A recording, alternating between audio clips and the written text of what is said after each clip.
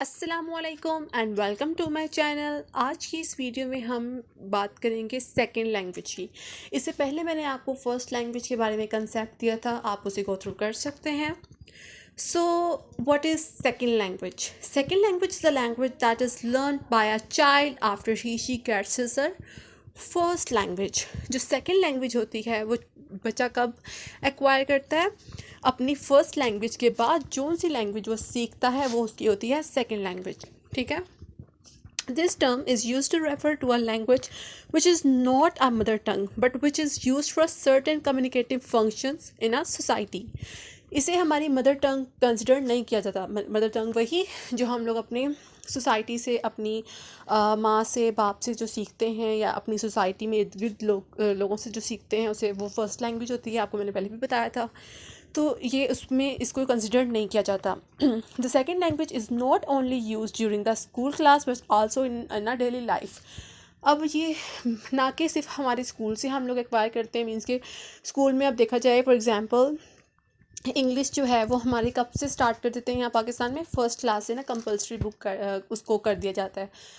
बच्चे वह तब मीन्स के कोई ना कोई वर्ड सीखते रहते हैं, कोई ना कोई वर्ड एक्वायर करते रहते हैं जिसको वो डेली लाइफ रूटीन में भी यूज़ करते हैं। This term refers to non native speakers who are learning for example English language in an English language environment.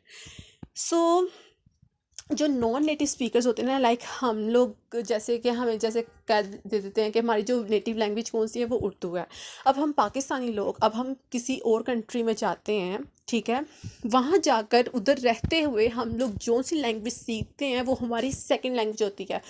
जो कि हम वहाँ के लोगों के एनवायरनमेंट से सीखते हैं, वहाँ पे लोगों से सीखते हैं, वो हमारी सेकंड लैंग्वेज होती है। सेकंड लैंग्वेज वो नहीं होती जो आप अपने कंट्री में रहते हुए मतलब कि आप अपनी कंट्री में रह रहे हैं, पाकिस्तान में रह रहे हैं, तो आप लोग इंग्लिश सीख रहे हैं, इसे आपकी सेकंड लैंग्वेज करार दे दिया जाएगा? नहीं। सेकंड लैंग्वेज वो होती है जो आप दूसरे कंट्री में जाकर, उधर जाकर सीखते हैं, उसके एनवायरनमेंट से, वहाँ लोगों के बोलने से या कम्युनिकेट करते वक्त आप जो सीखते हैं उसे आप कहते हैं आपकी second language. There are usually programme design for student learning a certain language as an additional language. इधर मैंने वही बात की कि स्कूल में जो है क्या करते हैं, इंग्लिश को कंपलसरी सब्जेक्ट करार दे दिया जाता है। कब से? फर्स्ट क्लास से, ग्रेड 1 से उसको कंपलसरी कर दिया जाता है ताकि लोग, बच्चे जो हैं वो कुछ ना कुछ वर्ड सीखते रहें, एक्वायर करते रहें। इट डजेंट मीन कि अब वो आपकी सेकंड लैंग्वेज होगी। सेकंड लैंग्वेज उसे कहते हैं जो कि आप दूसरे मुल्क जाकर वहाँ के एनवायरनमेंट से सीखते हैं। अब लेट्स सपोज हमारी जो फर्स्ट लैंग्वेज है वो क्या है? उर्दू है। अब हम लोग जहाँ पे रहते हैं, हमारे इर्द गिर्द के लोग पंजाबी भी बोलते हैं, हम लोग उस एनवायरनमेंट में रहते हुए पंजाबी को सीखते हैं, एक्वायर करते हैं, उसे सीख करते हैं, तो क्या होता है, वो हमारी सेकंड लैंग्वेज बन जाती है जो हम अपने इन्वायरमेंट से सीखते हैं।